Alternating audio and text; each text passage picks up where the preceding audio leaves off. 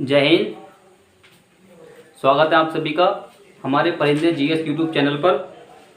तो चलिए शुरुआत करते हैं आज एक बहुत ही इम्पोर्टेंट चैप्टर की, जिसका नाम है जैन धर्म, जो आगामी परीक्षा जैसे UP PAT, UP PCS, RO ARO के लिए बहुत ही महत्वपूर्ण सिद्ध होगा। तो चलिए शुरुआत करते हैं जैन धर्म की। देखिए, जैन धर्म मुख्यतः एक नास्तिक धर्म है। नास्तिक धर्म का मतलब वे है, नास्तिक विचारधारा वे होती है जो वेदों की प्रमाणिकता को नहीं मानते हैं, अर्थात वेदों की प्रमाणिकता को नहीं मानते हैं, वो कौन कहलाते हैं? नास्तिक। ऐसी हमारे भारत में एक जैन धर्म हुआ है, ऐसी एक हमारा बौद्ध धर्म हुआ है, बौद्ध धर्म, और एक विचारधारा है, एक धर्म ये है चार्वाक धर्म।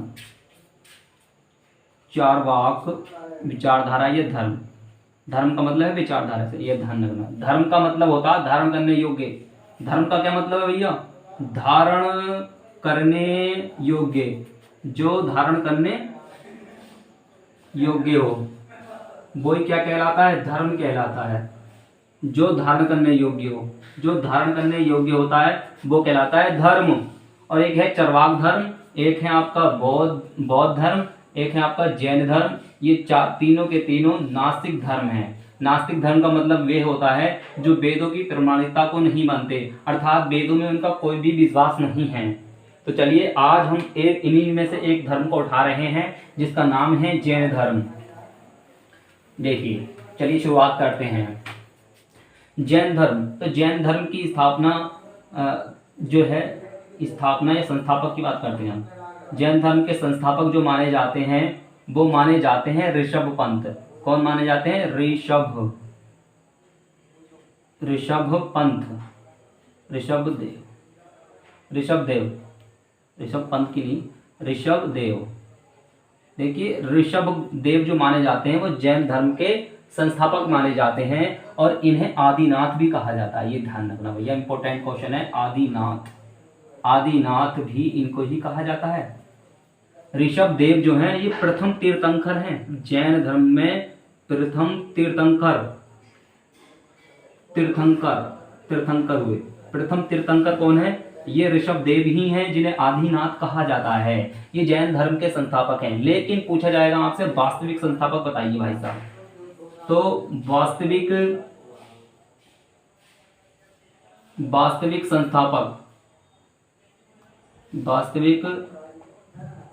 संस्थापक वो है कौन? महावीर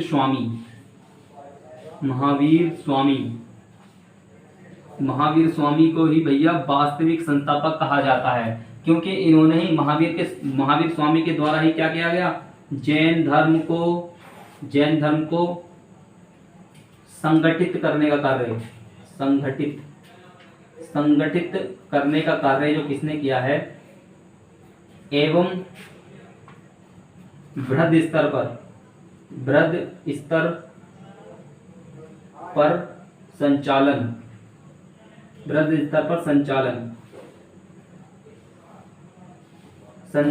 संगठित करने का कार्य, और बृहद स्तर पर, बृहद का मतलब बहुत बड़े स्तर पर इसको संचालित करने का कार्य जो है वो महावीर स्वामी के द्वारा किया गया, जिस कारण इन्हें क्या कहा गया? वास्तविक संस्थापक कहा गया। लेकिन संस्थापक किन्हें माना जाता है? जिन्होंने शुरुआत करी है वो है ऋषभ देव, जिन्हें आदिनाथ की संज्ञा दी जाती है। ये ध्यान रखना, ये प्रथम तीर्थंकर है। जबकि महावीर स्वामी जो माने जाते हैं वो 24वें तीर्थंकर माने जाते हैं।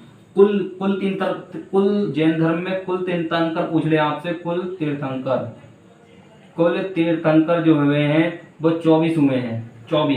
24 तीर्थंकर हुए हैं। ये ध्यान रखना, 1 से लेकर के 22 तक, ये 1 से लेकर 22 तक ये जो है प्रमाण, इनके विषय में कोई ठोस प्रमाण नहीं मिलते, कोई जानकारी नहीं मिलती, इन्हें ऐतिहासिक नहीं कहा जा सकता। लेकिन जो 23वें तीर्थंकर है, 23वें और 24वें, ये तीर्थंकर जो हैं वो ऐतिहासिक तीर्थंकर हैं।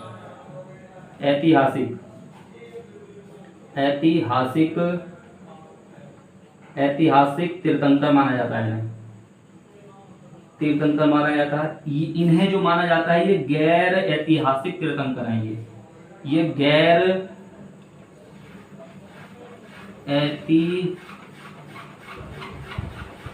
ऐतिहासिक तीर्थंकर। ये गैर गैर जो तीर्थंकर 1 से लेकर 22 तक हैं, कुल 24 हुए हैं टोटल। कुल जो हुए हैं वो 24 हुए हैं, जिनमें से 1 से लेकर 22 तक जो है वो गैर ऐतिहासिक हैं, अर्थात इतिहास में इनके कुछ ठोस प्रमाण नहीं मिलते। जो 23वें और 24वें तीर्थंकर हैं इन्हें ऐतिहासिक तीर्थंकर माना जाता है, अर्थात इतिहास की दृष्टि से देखा जाए तो उनके विषय में काफ़ी जानकारी हमारे ग्रंथों एवं पुस्तकों में हमें मिल जाती है, समझो, इसलिए इन्हें ऐतिहासिक तीर्थंकर कहा जाता है। चलिए आगे बढ़ते हैं हम।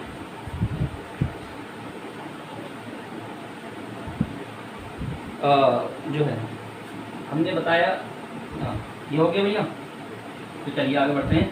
जो हमारे ऋषभ पंत हैं, कहा जाता है इनका जन्म जो है वो अयोध्या में हुआ है। इनका जन्म कहाँ हुआ है? अयोध्या में। आदिनाथ का जन्म जो हुआ था, इनका जन्म जो हुआ था, जन्म अयोध्या में हुआ है। अयोध्या, जन्म जो है अयोध्या में हुआ। अयोध्या में जन्म हुआ है इनका आदिनाथ का अयोध्या में जन्म हुआ, और ये प्रथम तीर्थंकर कहलाते हैं। और मेरे भाई ये ध्यान रखना कि जो पुराण हैं, विष्णु पुराण, वायु पुराण, विष्णु पुराण, वायु पुराण में ऋषभ देव को नारायण का अवतार कहा गया है। अवतार कहा गया है, नारायण का अवतार कहा गया है। ये ध्यान रखना भैया, इंपॉर्टेंट है, बहुत ज्यादा इंपॉर्टेंट है कि नारायण का अवतार कौन से तीर्थंकर कहलाते थे। तो पहले तीर्थंकर जो है ऋषभ देव या आदिनाथ, उन्हीं नारायण का अवतार कहा गया है। तो कहाँ कहा गया है ये भी पूछा सकता है। ये विष्णु पुराण और वायु पुराण हैं, उनमें भैया इन्हें नारायण का अवतार कहा गया है। इन्हें तो जो हमारे प्रथम तीर्थंकर हैं इन्हें ही कहा गया है नारायण का अवतार। हम बात करते हैं जो ऋग्वेद है, ऋग्वेद की बात कर रहे हैं हम।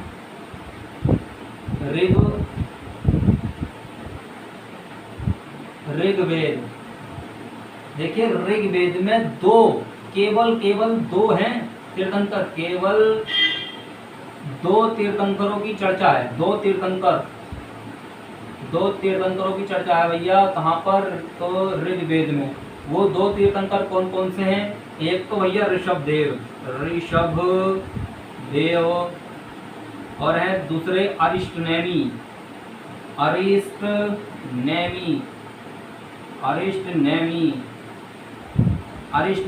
और जो आपके ऋषभ देव हैं जिन्हें आदिनाथ की संज्ञा दी जाती है, ये दोनों की चर्चा जो है ऋग्वेद में मिलती है। बहुत ही इम्पोर्टेंट है, कई बार एग्जामों में पूछा गया क्वेश्चन कि वह कौन से तीर्थंकर हैं जिनका उल्लेख ऋग्वेद में किया गया है। तो ऋषभ देव और अरिष्टनेमी 2 ही तीर्थंकर हैं 24 तीर्थंकरों में से जिनका नाम ऋग्वेद में मिलता है। और पहले तीर्थंकर कौन है? वो है आपके ऋषभ देव और अरिष्टनेमी, इनका जो है चर्चा मिलती है। आगे अगला चर्चा कर लेते हैं कि इन्हें ज्ञान की प्राप्ति कहाँ हुई, इन्हें निर्वाण कहाँ प्राप्त हुआ। तो इनका जन्म जो हमने बतलाया आपका अयोध्या में हुआ, और इन्हें निर्वाण की प्राप्ति जो हुई थी वो कैलाश पर्वत पर हुई है भैया। इन्हें निर्वाण की प्राप्ति कहाँ हुई थी? इन्हें निर्वाण की प्राप्ति हुई थी निर्वाण की प्राप्ति जो हुई है भैया कहाँ हुई है? तो कैलाश पर्वत पर। इन्हें कैलाश पर्वत इंपॉर्टेंट है, कैलाश पर्वत पर इन्हें निर्वाण की प्राप्ति हुई थी। देखिए ध्यान रखना, जैन श्रुतियों के अनुसार, जैन श्रुतियाँ बतलाती हैं कि ऋषभ देव कौन थे। तो ऋषभ देव एक राजा थे, ये ध्यान रखना, ये राजा हुआ करते थे। कौन? जैन अनुश्रुतियाँ का मतलब है किंवदंतियाँ, जो कि मतलब समाज में चल पड़ी हैं, जो समाज के बड़े बुजुर्ग हमें बताते हैं, वो उन्हें हम किंवदंतियाँ कहते हैं, अनुश्रुतियाँ कहते हैं। तो ये कहा जाता है कि ऋषभ देव जो थे वो राजा थे, और इन्होंने अपने राज्य को अपने पुत्र के पक्ष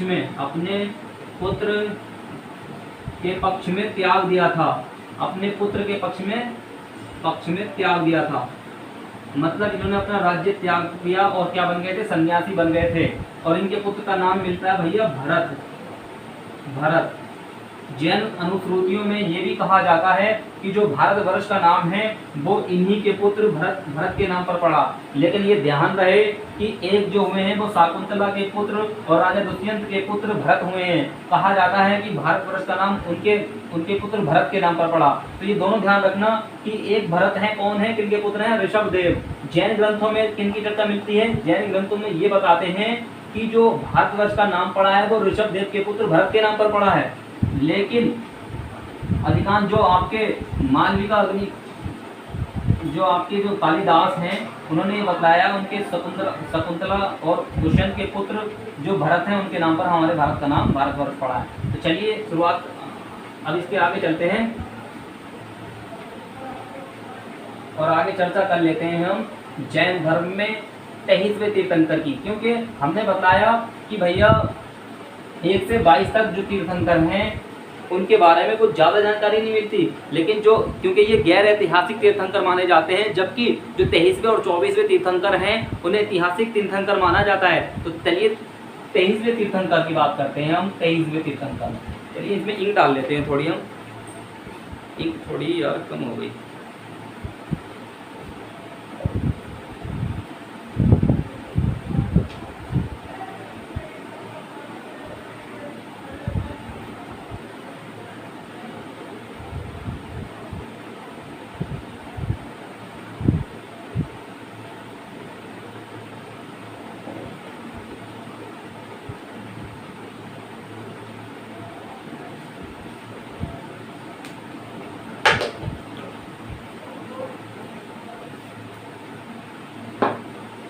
देखिए 23वें तीर्थंकर की हम बात कर रहे थे।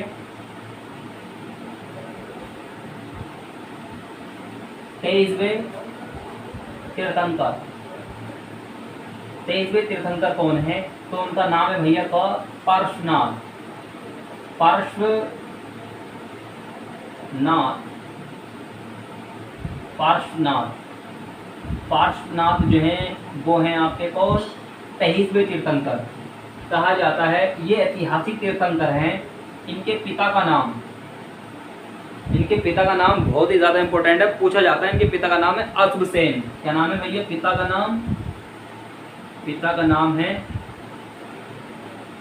अश्वसेन, अश्वसेन।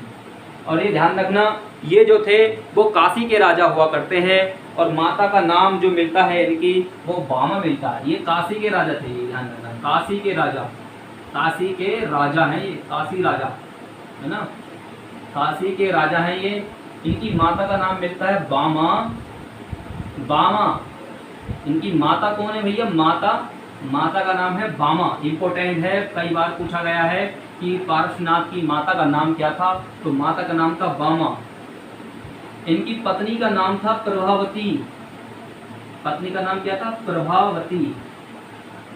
पत्नी का नाम था प्रभावती, माता का नाम है बामा। ये ध्यान रखना, इन्होंने जो गृह त्याग किया था, गृह त्याग दिया था इन्होंने 30 वर्ष की आयु में।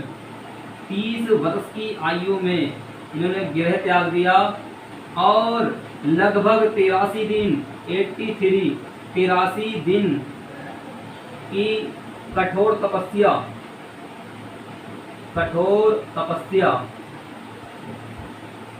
तपस्या के बाद इन्हें ज्ञान की प्राप्ति हुई। ज्ञान की प्राप्ति हुई, ये ध्यान रखना। 83 दिन की कठोर इन्होंने क्या की थी? तपस्या की थी और तब जाकर के इन्हें क्या हुआ था भैया? ज्ञान की प्राप्ति हुई थी। किन्हें? आपके पार्श्वनाथ को। इनके बाद जो है इन्हें जो ज्ञान की प्राप्ति हुई थी वो ध्यान रखना कहाँ प्राप्त हुई थी? संवेद पर्वत,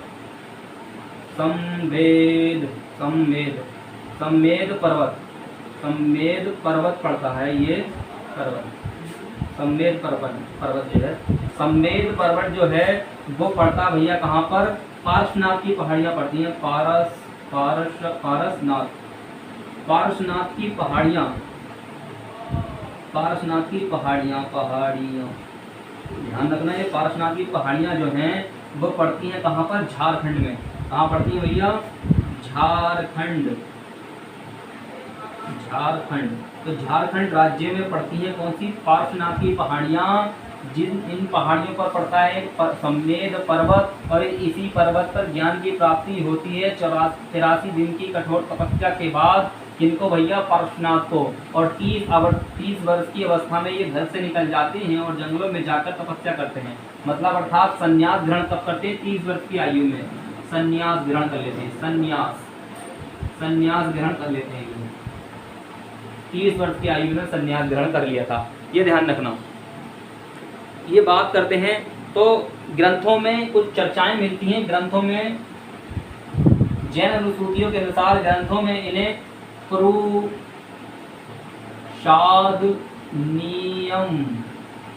पुरुषाद नियम कहा गया। ये ध्यान रखना भैया, इम्पोर्टेंट है कि पुरुषाद नियम किसे कहा गया है। तो पुरुषाद नियम जो कहा गया ग्रंथों में, वो पार्श्वनाथ को कहा गया है। पुरुषनाथ नियम किसे कहा गया? तो जो आपके जो 23वें तीर्थंकर थे, पार्श्वनाथ को पुरुषनाथ नियम कहा गया। इनके अनुयायी जो हैं, इनके अनुयायी अनुयायी का मतलब होता है फॉलोअर्स, समझ लो, फॉलो करने वाले। निग्रंथ कहलाए। इधर लिख देते हैं, इधर कभी नहीं चमक रहा हो, आपको दिख नहीं रहा हो। इनके जो अनुयायी थे, कौन? अनुयायी। इनके अनुयायी निर्ग्रंथ कहलाए। निर्ग्रंथ, इनके अनुयायी निर्ग्रंथ कहलाए। निर्ग्रंथ का मतलब होता है बंधन से रहित, सांसारिक बंधन से रहित। सांसारिक बंधनों से रहित, बंधनों से रहित, ये ध्यान रखना। सांसारिक बंधनों से रहित उसे कहा जाता है निर्ग्रंथ। जो कि पार्श्वनाथ के अनुयायी थे, मतलब फॉलोअर्स थे, उन्हें कहा गया था निर्ग्रंथ। और इन्हें ग्रंथों में पुरुषाद नियम कहा गया था, सुपार्श्वनाथ को, ये ध्यान रखना। और आगे चलकर पुरुषाद ने ही क्या किया था? इन्होंने क्या किया कि 4 संकल्प दिए थे। वो 4 संकल्प कौन कौन से थे, उनकी हम चर्चा करते हैं भैया। 4 संकल्प दिए थे पार्श्वनाथ ने। तो 4 संकल्प हैं, कौन कौन से हैं? सबसे पहले है सत्य। 4 संकल्प, ये है 4 संकल्प। 4 संकल्प, 4 संकल्प में आता सबसे पहले सत्य। सत्य आता अहिंसा, अहिंसा, सत्य, अहिंसा। अस्तेय, अस्तेय। और चौथा है अपरिग्रह, अपरिग्रह। तो देखिए भैया, सत्य, अहिंसा, अस्तेय और अपरिग्रह, इन्होंने 4 संकल्प दिए थे। इन चारों संकल्प का मतलब समझ लेते हैं। तो चलिए, और ये ही जैन धर्म के दर्शन भी बनेंगे। जैन धर्म के दर्शनों में इन संकल्पों की चर्चा भी की जाती है। देखिए, सत्य किसे कहते हैं? तो सदा सच बोलना, सदा सच बोलना, सच बोलना। इन्होंने ये कहा था कि सदा सच बोलना, वही है सत्य। अहिंसा मतलब है जीवों की हिंसा ना करना, जीवों की हिंसा, हिंसा न करना। हिंसा ना करने का मतलब है उन्हें ना मारना। पशु पक्षियों के साथ भी स्नेह पूर्वक व्यवहार करना, उन्हें सताना नहीं, उन्हें मारना नहीं। ये बतलाते हैं कौन? अहिंसा। अहिंसा जो संकल्प दिया था वो आपके 23वें तीर्थंकर जो थे पार्श्वनाथ ने दिया था। देखिए, परहित सरस धर्म नहीं भाई, पर पीड़ा सम नहीं अधुमाई। इसका मतलब होता है जो दूसरों को दुख देते हैं, दूसरों को सताते हैं, उनसे बड़ा इस पापी संसार में कोई नहीं है। जबकि जो दूसरों की मदद करते हैं, दूसरों की सहायता करते हैं, उनसे बड़ा धर्मात्मा भी संसार में कोई नहीं है। तो ये ध्यान रखना, जीवों के साथ जो छोटे से, चाहे वो छोटा या बड़ा पशु हो, उनके साथ स्नेहपूर्वक हमें व्यवहार करना चाहिए। उन्हें भी हमें मानव के तुल्य ही समझना चाहिए, क्योंकि उन्हीं में भी मानव की तरह ही प्राण बसते हैं। अर्थात अहिंसा पर काफ़ी बल, सबसे ज़्यादा जो बल दिया गया है जैन धर्म में, वो अहिंसा पर ही बल दिया गया है, ध्यान रखना। अस्तेय का मतलब क्या होता है? अस्तेय का मतलब होता है चोरी नहीं करना, ये ध्यान रखना, चोरी ना करना। अस्तेय का मतलब होता है चोरी ना करना, किसी की भी बिना पूछे वस्तु का ग्रहण ना करना। मतलब यह है कि आपको बिना पूछे किसी की वस्तु को यूज भी नहीं करना चाहिए, अन्यथा वो भी आपकी चोरी मानी जाती है, अस्ते माना जाता है। और अपरिग्रह का मतलब होता है अपरिग्रह। अपरिग्रह का मतलब होता है धन संचित ना करना, आवश्यकता से, आवश्यकता से अधिक धन का संचय न करना। तो ये ध्यान रखना भाई, जो अपरिग्रह है, अपरिग्रह का मतलब होता है आवश्यकता से अधिक धन का संचय ना करना। जैन धर्म तो यहाँ तक कहता है कि भैया आज का खाने का ही केवल इंतजाम किया जाए, कल के खाने की चिंता आप छोड़ दें, कल की व्यवस्था आप कल ही करेंगे। मतलब इतने धन की भी संचित नहीं कर सकते आप, इतना धन भी संचित नहीं कर सकते जो आप कल का भोजन उससे खरीद पाएँ। लेकिन ये ध्यान रखना, ये जो नियम था वो सन्यासी लोगों के लिए था, ना कि गृहस्थ जीवन जीने वालों के लिए। जो जैनी गृहस्थ जीवन जीते हैं वो तो मतलब ये जो मतलब अपरिग्रह कर सकते हैं, ये ध्यान रखना आप। तो ये चलते हैं, ये जो है आपके 4 संकल्प जो दिए थे वो पार्श्वनाथ ने दिए थे। लेकिन आगे चलकर क्या हुआ था, आगे चलकर पांचवा संकल्प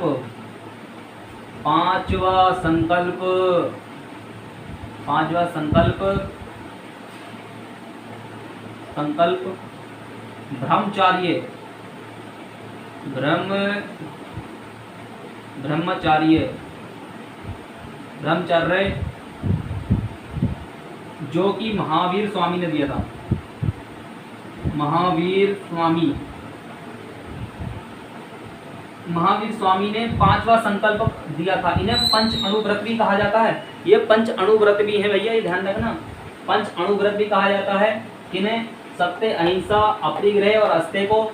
और 5वां जो संकल्प था, ये 5वां अणुव्रत जो था वो था ब्रह्मचार्य। और इस ब्रह्मचार्य को देने वाले कौन थे? महावीर स्वामी, यानी कि जैन धर्म के जो वास्तविक संस्थापक हैं महावीर स्वामी। उन्होंने ब्रह्मचार्य को 5वां संकल्प बनाया था। तो ब्रह्मचार्य का मतलब क्या होता है? किसी स्त्री का स्पर्श ना करना, स्त्री का स्पर्श न करना, ये होता है ब्रह्मचार्य। स्पर्श तो ना ही करना, साथ ही साथ उसके स्त्री के साथ वार्तालाप नहीं करना। वार्तालाप भी नहीं कर सकते आप। अगर कोई वार्तालाप करता है तो वो ब्रह्मचार्य के पालन से दूर जाता है, मतलब पालन नहीं करता। मतलब स्त्री वार्तालाप और स्त्री का स्पर्श न करना, यही कहलाता है हमारा ब्रह्मचार्य। ये ध्यान रखना भैया। तो चलिए शुरुआत, आप ये तो इतना समझ में आया हो गया। आगे चलते हैं हम, और आगे हम जो चर्चा करने वाले हैं वो चर्चा करने वाले हैं महावीर स्वामी पर। तो महावीर स्वामी जो हैं, ये ध्यान रखना भाई, महावीर स्वामी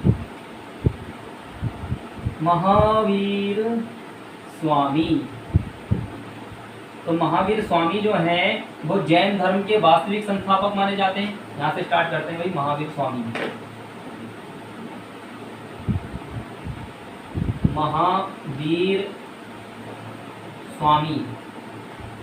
महावीर स्वामी ये क्या है? वास्तविक संस्थापक हैं। वास्तविक संस्थापक, जैन धर्म के वास्तविक संस्थापक कौन है? महावीर स्वामी। इनका जन्म की बात करें तो 540 ईसा पूर्व। कब जन्म हुआ भैया? जन्म जो हुआ, जन्म 540 ईसा पूर्व, 540 ईसा पूर्व में हुआ। कहाँ हुआ ये पूछा जाता है भैया, कहाँ हुआ था? तो वैशाली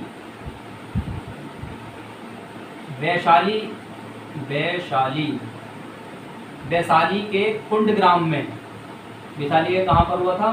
कुंडग्राम, एक नाम है गांव का, कुंडग्राम में।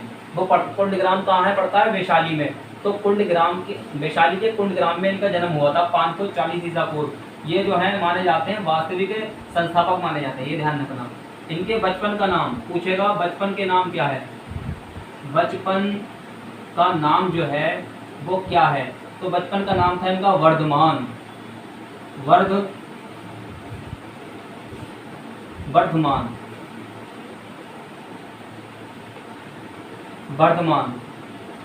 इनके बचपन का नाम है वर्धमान।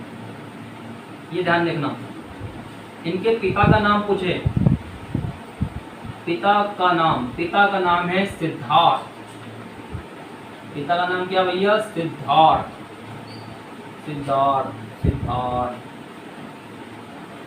पिता का नाम है सिद्धार्थ, जो कि वो कौन है? वो है जात्रक कुल के प्रधान हैं। जात्रक कुल के प्रधान।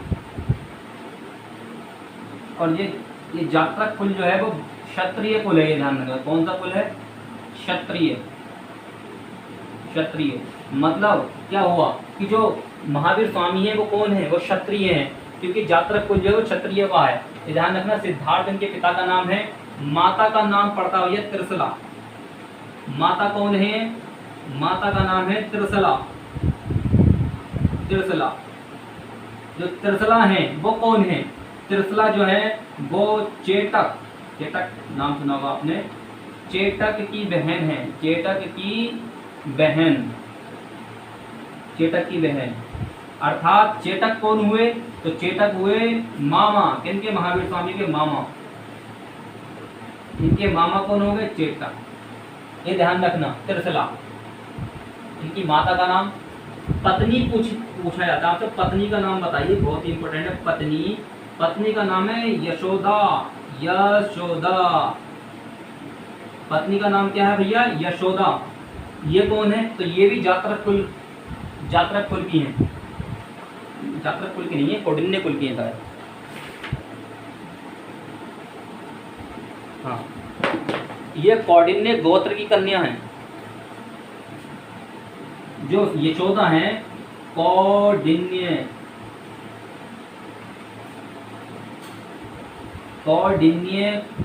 गोत्र की कन्या। ये ध्यान रखना भाई, ये इंपॉर्टेंट पूछा गया है कि जो इनकी पत्नी थी वो कौन से गोत्र से संबंधित थे? कौंडिन्य। जिनका नाम क्या था? यशोदा। जिनकी पत्नी है ये महावीर स्वामी। माता का नाम त्रिशला, जो कि चेटक की बहन है। चेटक इनके महावीर स्वामी के मामा हो गए। इनके पिता का नाम है सिद्धार्थ, जो कि जात्रक कुल के क्या है? प्रधान है, जो कि एक क्षत्रिय कुल है। ये ध्यान रखना। इनके बचपन का नाम है वर्धमान। इनका जन्म जो है वो कहाँ हुआ था? वैशाली नगर पड़ता है, कुंडग्राम वैशाली पड़ता भैया कहाँ? बिहार में। बिहार। ये ध्यान रखना। जन्म 540 ईसा। वो जन्म की तिथि में भैया काफी वो जो है डिफेक्ट है, कभी 540 आता, कभी कुछ और दे देते हैं। वास्तविक संस्थापक माने जाते हैं जैन धर्म के। तो इतनी बातें आपके समझ में आई होंगी। और आगे चलते हैं हम। इनकी एक पुत्री हुई। इनकी पुत्री का नाम पूछा जाता है भाई। पुत्री का नाम है अणोजया या प्रिय दर्शना। अणोजया या प्रिय दर्शना जो है वो इनकी पुत्री मानी जाती हैं। और इन अणोजया या प्रियदर्शना का जो विवाह हुआ था, इनका जो विवाह हुआ था वो हुआ था जमाली के साथ। जमाली इंपॉर्टेंट नाम है, जमाली। तो जमाली के साथ महावीर स्वामी की पुत्री अणोजया या प्रियदर्शना का क्या हुआ था? विवाह। ये जो जमाली हैं, ये जमाली जो है वो महावीर स्वामी जो है महावीर स्वामी की बहन, जो महावीर स्वामी की बहन है, जिनका नाम है क्या? सुदर्शना। सुदर्शना के पुत्र हैं। सुदर्शना के पुत्र हैं कौन? जमाली। अर्थात जमाली जो है वो महावीर स्वामी के प्रथम शिष्य बनने वाले। प्रथम शिष्य कौन था? ये इंपॉर्टेंट पूछा जाता है। प्रथम शिष्य कौन था भैया? तो जमाली ही महावीर स्वामी के प्रथम शिष्य थे। और प्रथम शिष्य के साथ साथ ये इनके कौन थे? भांजे। इनकी भांजा था। ये भांजा मतलब भांजा भी था और प्रथम शिष्य भी था। कौन? जमाली के साथ ही अपनी पुत्री जो अणोजया प्रियदर्शना है उनके साथ इन्होंने विवाह किया था। जमाली जो था महावीर स्वामी सुदर्शना का पुत्र था। ये ध्यान रखना। कितनी बात समझ में आई आपको? की जो पुत्री हैं वो अयोध्या अर्थात प्रियदर्शना भी कहा जाता था इन्हें, और इनका विवाह जो है जमाली से किया गया था। ये जमाली जो था वो महावीर स्वामी की एक बहन थी जिनका नाम था सुदर्शना, उनका ही पुत्र था। अर्थात जैन धर्म में जो हमारे महावीर स्वामी हुए हैं उनका प्रथम शिष्य बनने वाला जो व्यक्ति था वो यही था, और साथ ही साथ में इनके भांजा भी था। इंपॉर्टेंट बात आपको समझा दी गई है। इनके आगे चलते हैं, देखिए भैया आगे क्या हुआ था, आगे की कहानी समझते हैं।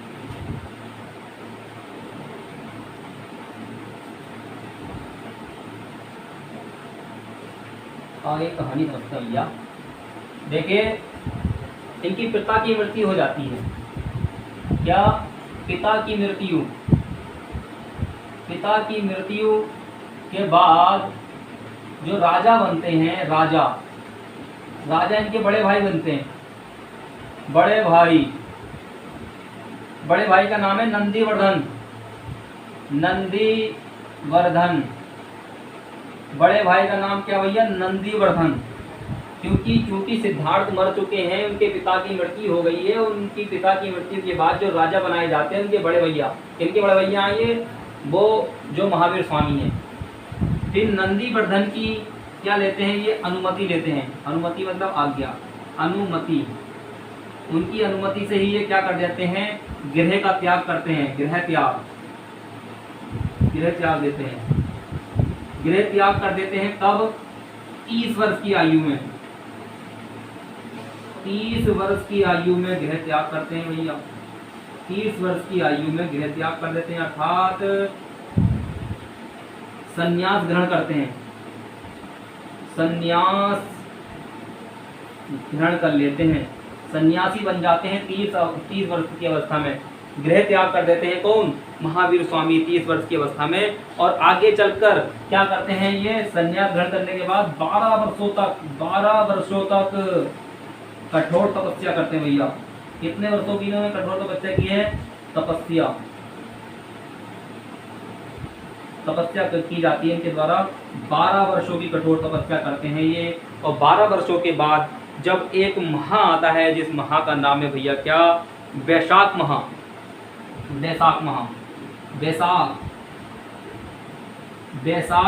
है। वैशाख महीने में क्या होता है? वैशाख माह के 10वें दिन इन्हें ज्ञान की प्राप्त होती है। क्या प्राप्त होता है इन्हें? ज्ञान की प्राप्ति होती है भैया। ज्ञान प्राप्ति हो जाती है इन्हें, महावीर स्वामी को। जब ज्ञान की प्राप्ति के बाद ये जो हैं वो जिन्न कहलाते हैं। जिन्न का मतलब होता है विजेता कहलाते हैं। जिन्न कहलाते हैं। कैवलिन कहलाते हैं। कैवलिन इम्पोर्टेंट है। ज्ञान प्राप्ति के बाद वो महावीर स्वामी क्या कहलाए? कैवलिन कहलाए, जिन्न कहलाए, अरहत कहलाए। अरहत का मतलब होता है योग्य। अरहत कहलाए। और क्या कहलाए आपके? महावीर कहलाए। इंपॉर्टेंट है महावीर, अरहत, कैवलिन और जिन। जिन का मतलब है विजेता, अरहत का मतलब है योग्य। ये ध्यान रखना। तो इतनी बात हमने आपसे शेयर कर दी है। तो चलिए आगे बढ़ते हैं। इन्हें जो ज्ञान की प्राप्ति हुई है वो कहाँ हुई थी? ये ध्यान रखना। ज्ञान की प्राप्ति जो है वो जाम्भृक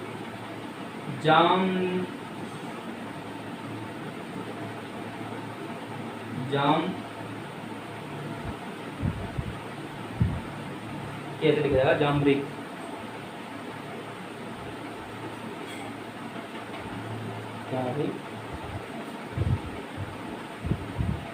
इस प्रकार से देखिए, जरामभिक गांव यानी कि ग्राम, जरामभिक गांव था। उस गांव में ऋजुपालिका नदी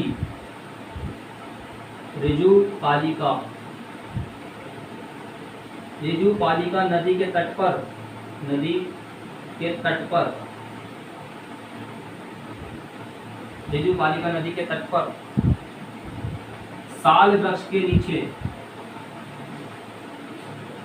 साल वृक्ष के नीचे।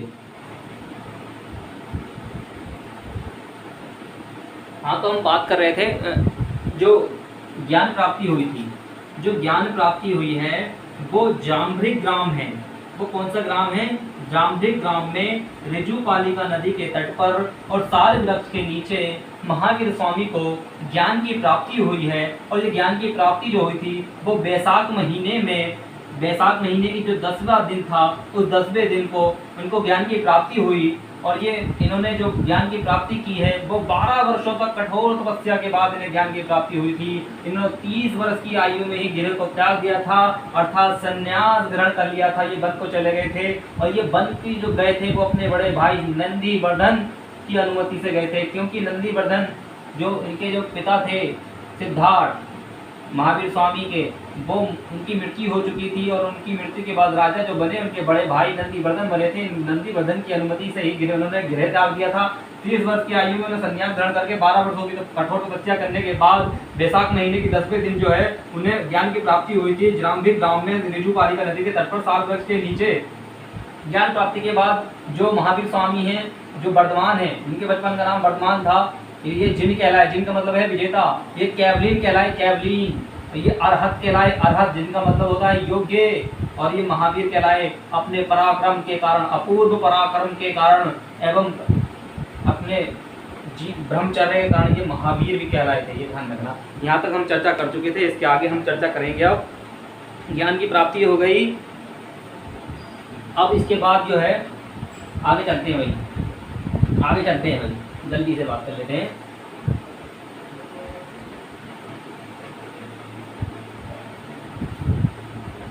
ये जो हमें बात करने जा रहे हैं उनके प्रथम उद्देश्य थी। प्रथम उपदेश ये जो देते हैं वो किस देते हैं? देखिए, प्रथम उद्देश्य कहाँ दिया था इन्होंने? राजगृह में दिया था। राजगृह में इन्होंने अपना प्रथम उपदेश दिया है। कहाँ दिया है? राजगृह में दिया। कौन सी नदी थी? बराकर नदी। बाराकर नदी के तट पर बाराकर नदी के तट पर प्रथम उपदेश राजगृह में देते हैं। और प्रथम शिष्य जो बनाते हैं, ये प्रथम शिष्य जो बनाते हैं, ये बनाते हैं किसे? जमाली को। जमाली इंपॉर्टेंट है। जमाली जो कि इनका भांजा था, इनकी बहन सुदर्शना का पुत्र था। अपनी पुत्री अड़जया प्रियदर्शना का जो विवाह किया था वो जमाली के साथ किया था। इनका प्रथम शिष्य का मतलब समझ लो एक पुरुष से है। और शिष्या जो थी वो कौन थी? चंदना। इनकी प्रथम शिष्या है चंदना, जो जैन संघ की प्रमुख बनी थी। जैन संघ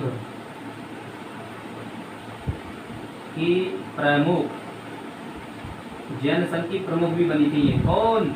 चंदना कौन है? तो ये दधिवाहन, जो चंपा नरेश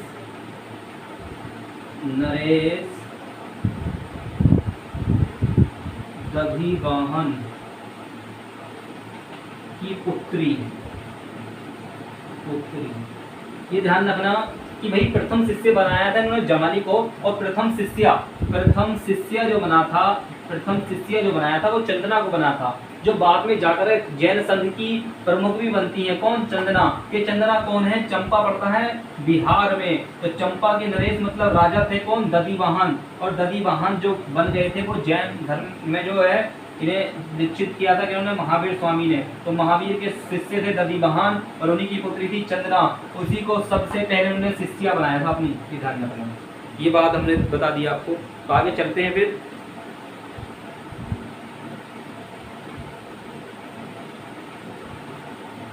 इनके समकालीन शासकों की बात करते हैं हम सबसे पहले। अब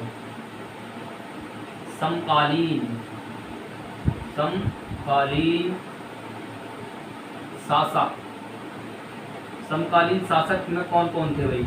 तो ये ध्यान रखना। सबसे पहले बिंबिसार बिंबसार, बिंबसार, अजातशत्रु, अजातशत्रु, उदयन, उदयन, चंड प्रद्योत, चंड प्रद्योत, दधिवाहन, दधिवाहन आदि। ये इसके समकालीन शासक हैं। कौन कौन? बिंबिसार, अजातशत्रु, उदयन, चंड प्रद्योत और दधिवाहन। देखिए दधिवाहन जो है चंपा के नरेश हैं, चंड प्रद्योत अवंती के हैं और ये तीनों के तीनों मगध के राजा हैं। ये सब के सब क्या हैं? महावीर स्वामी के समकालीन हैं, अर्थात उनके समय के हैं, उन्हीं के समय में ये राजा हुए हैं। इतनी बात समझ में आ गई आपके? तो चलिए आगे बढ़ते हैं। अब हम बात करेंगे किसे लेकर के? हम बात करेंगे जैन धर्म के दर्शन की। तो जैन धर्म का दर्शन क्या कहता है, ये चलो ये बात करते हैं। चलिए भैया, जैन धर्म के दर्शन की अब हम बात करेंगे जल्दी से। ये फैक्ट्स रहे आपके, इम्पोर्टेंट फैक्ट्स हैं, आपको बता दिए गए हैं। तो चलिए भैया, जैन, जैन शब्द, जैन शब्द संस्कृत, संस्कृत भाषा के जिन शब्द से, जिन शब्द से बना, विकसित हुआ है, विकसित हुआ। इस जिन का अर्थ होता है विजेता। जिन का अर्थ क्या होता है भैया? पूछा गया है ये क्वेश्चन। जिन का क्या अर्थ है? विजेता। ये जैन धर्म जो आया है, वो जैन शब्द जो आया है वो संस्कृत भाषा के जिन शब्द से आया है, तो जिसका अर्थ होता है क्या? विजेता। ये ध्यान रखना।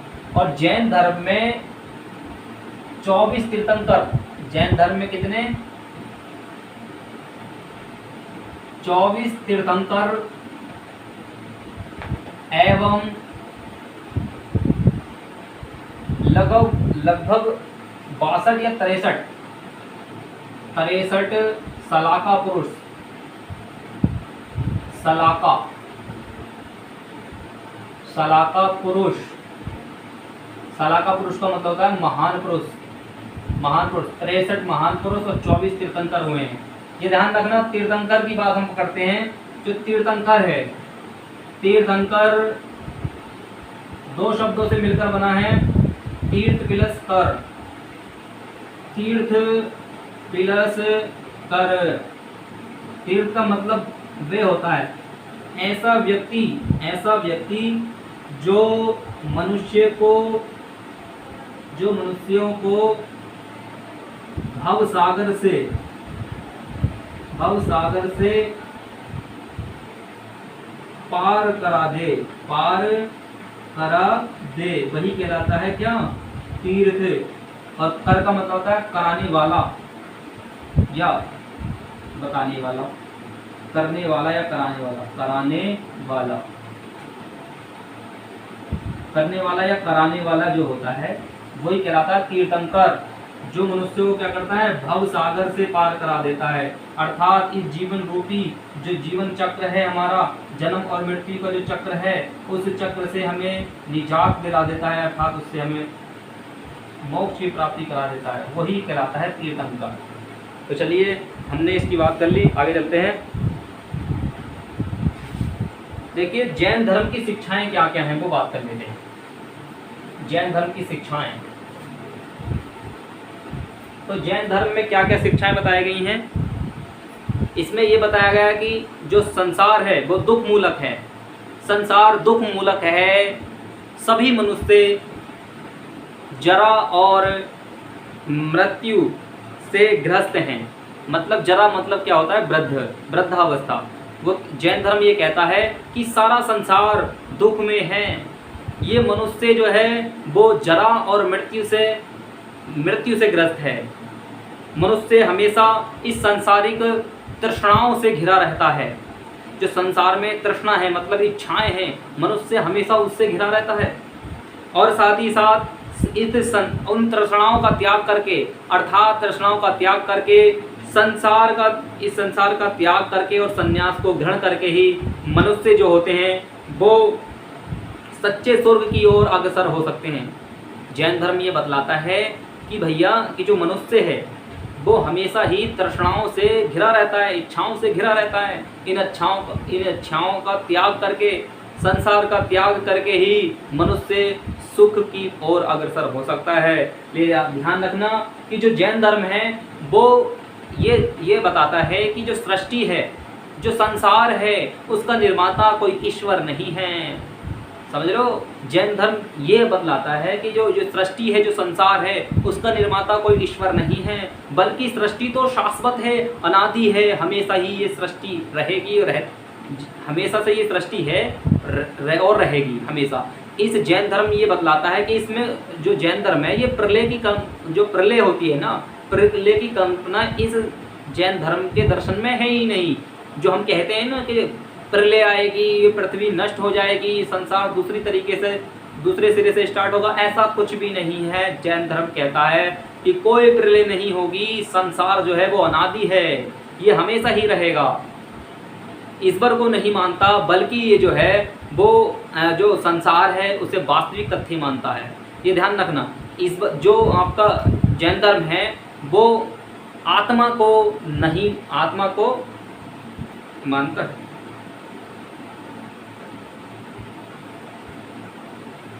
आत्मा को मानता है भाई। ये ध्यान रखना, वो कहते हैं कि संसार के सभी प्राणी जो हैं वो अपने अपने संचित कर्मों के अनुसार ही कर्म फल पाते हैं। जो संसार के सभी प्राणी जो हैं अपने अपने संचित कर्मों के अनुसार ही कर्म फल पाते हैं, और यही कर्म फल जो है वो जन्म और मृत्यु का कारण, जन्म और मृत्यु के चक्र का कारण है। जो कर्म फल हैं वही जो हैं हमें जन्म और मृत्यु के चक्र में जकड़े रहते हैं। अर्थात हमें अगर इस जन्म और मृत्यु के चक्र से छुटकारा पाना है तो इन कर्म फलों से छुटकारा पा लेना चाहिए। और इसके लिए उन्होंने निर्वाण को मतलब बतलाया है कि निर्वाण अगर की प्राप्ति हो जाए तो हम जो है कर्म फलों से मुक्ति पा लेते हैं, और कर्म फलों के मुक्ति पा लेने के बाद ही हमें निर्वाण की प्राप्ति हो सकती है। तो चलिए, ये कैसे आवश्यकता है, और जो संचित जो पूर्व जन्म के हमारे कर्म हैं उन्हें भी हमें नष्ट करना होगा। केवल साथ ही साथ हमें जो अब जो इस समय चल रहा है उन्हें भी हमें, उन जो संचित कर्म है उनसे विमुख होकर के जो पुराने हमारे कर्म हैं उन्हें भी हमें नष्ट करना होगा। कर्म फलों के नष्ट होने से ही हमें निर्वाण की प्राप्ति हो सकती है, ऐसा जैन धर्म की बताता है। जीवन इसके लिए उन्होंने बतलाया कि आप निर्वाण की प्राप्ति करना चाहते हैं तो तुम्हें 3 रत्नों की अपनाना होगा। वो 3 रत्न क्या हैं? जैन धर्म के 3 रत्न। तो भैया 3 रत्न की बात कर रहे हैं। जैन धर्म की हम फिलोसफी पढ़ा रहे हैं, शिक्षाएं क्या है, फिलोसफी क्या है। तो 3 रत्न क्या है? सम्यक ज्ञान, सम्यक ज्ञान, सम्यक ज्ञान, सम्यक दर्शन, सम्यक दर्शन। तीसरा 3 रत्न है सम्यक आचरण। आचरण का मतलब है चरित्र से, चरित्र। सही है भाई। 3 रत्न है कौन?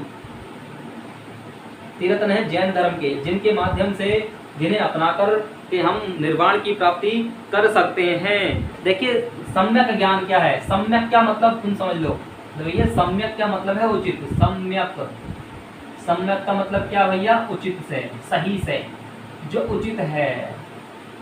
उचित इसका अर्थ होता है उचित, उचित। तो सम्यक ज्ञान का मतलब है शंका विहीन ज्ञान, शंका विहीन, संख्या विहीन ज्ञान ही क्या है? सम्यक ज्ञान है। अर्थात ऐसे ज्ञान जिसमें कोई आपको संदेह ना हो, जिसमें कोई आपका कोई शक ना हो। शंका विहीन ज्ञान को हम क्या कहते हैं? सम्यक ज्ञान कहते हैं। सत्य को देखना, सत्य को मानना ही सम्यक दर्शन है।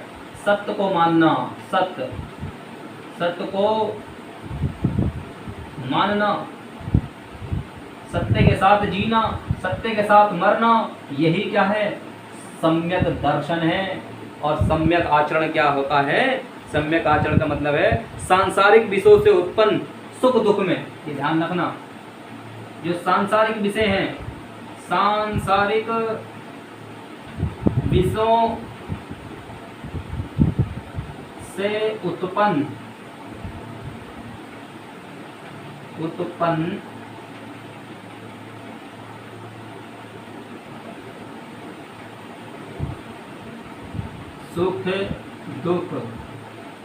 में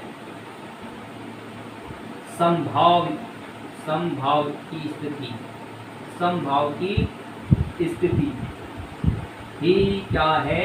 सम्यक आचरण है।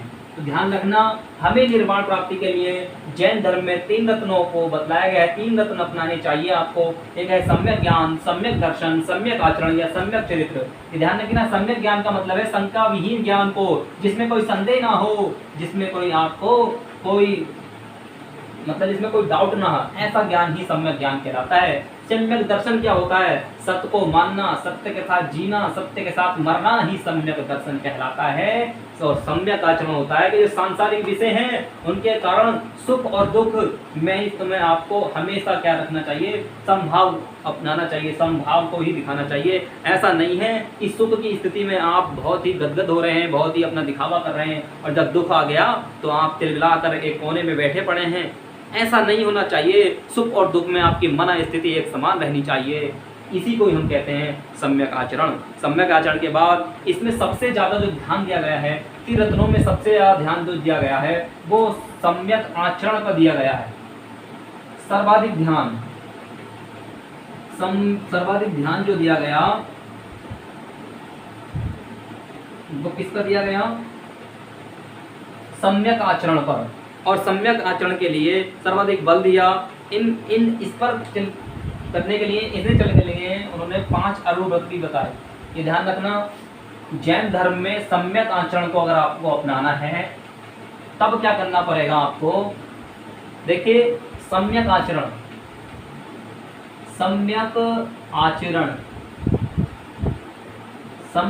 को अपनाना है तो आपको क्या करना पड़ेगा?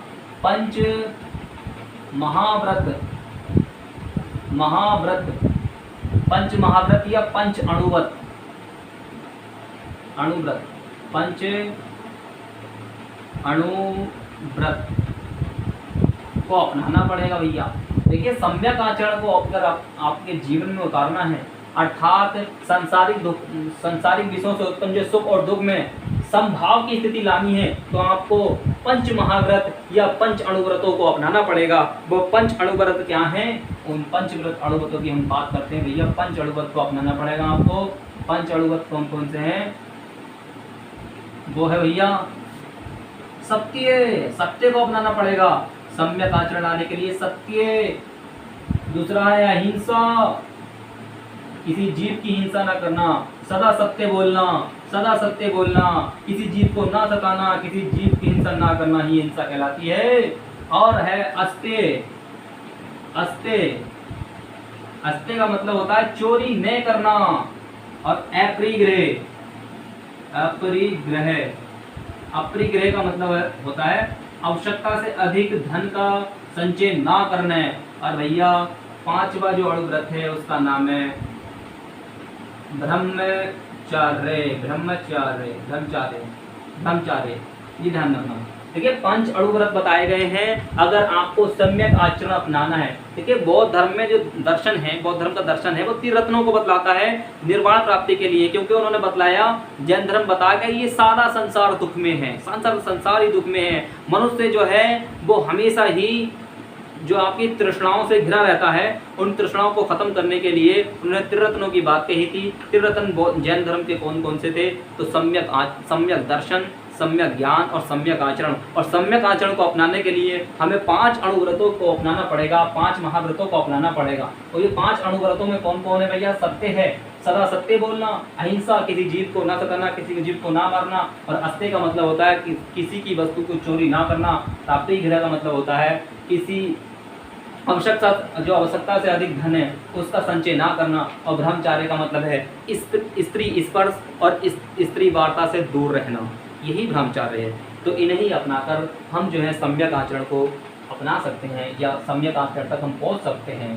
तो चलिए भैया, ये आपके समाप्त होते हैं।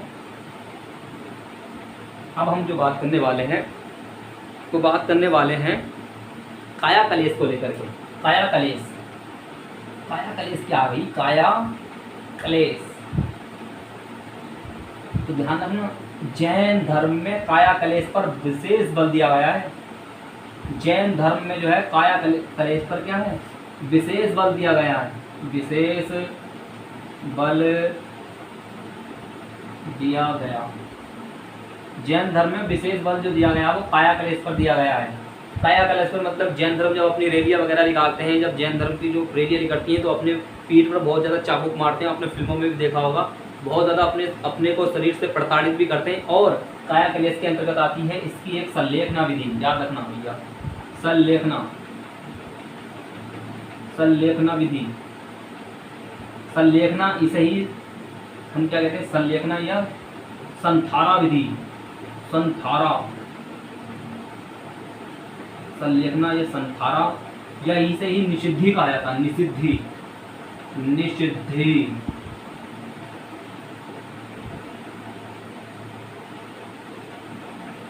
निषिद्धि,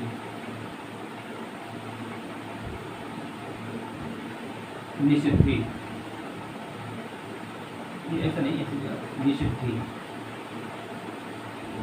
देखिए, निषिद्धि, संथारा और संलेखना का मतलब एक ही है। संलेखना विधि क्या होती है? संथारा विधि का मतलब ये कि होता है, इसमें क्या होता है कि जो मनुष्य हैं या मानव जो है, मानव भूखा प्यासा रहकर, भूखा प्यासा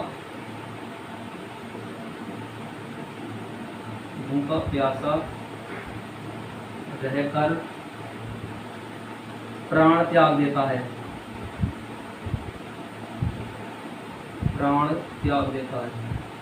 देखिए, मनुष्य जो भूखा प्यासा रहकर प्राण त्यागता है वही कहलाता है संलेखना या संथारा विधि या निषिद्धि विधि। ये ध्यान रखना, इस विधि के द्वारा चंद्रगुप्त मौर्य ने अपने प्राण त्याग दिए थे। चंद्रगुप्त मौर्य, चंद्रगुप्त मौर्य, ये मौर्य वंश का प्रथम शासक जो संस्थापक है चंद्रगुप्त मौर्य वंश का। चंद्रगुप्त मौर्य जो था वो जो है भद्रबाहु के नेतृत्व में, इसके नेतृत्व में भद्रबाहु के नेतृत्व में क्या करता है? जब जो है मगध में क्या पड़ता है? चंद्रगुप्त के समय में मगध में क्या पड़ा भैया? अकाल पड़ा। जब अकाल पड़ता है मगध में तो चंद्रगुप्त मौर्य जो है दक्षिण भारत चले जाते हैं। दक्षिण भारत वहाँ पर श्रवणबेलगोला में जाते हैं। कहाँ जाते हैं? श्रवणबेलगोला, चंद्रगिरी की पहाड़ियाँ पर जाकर वो संलेखना या संथारा विधि से अपने क्या कर देते हैं?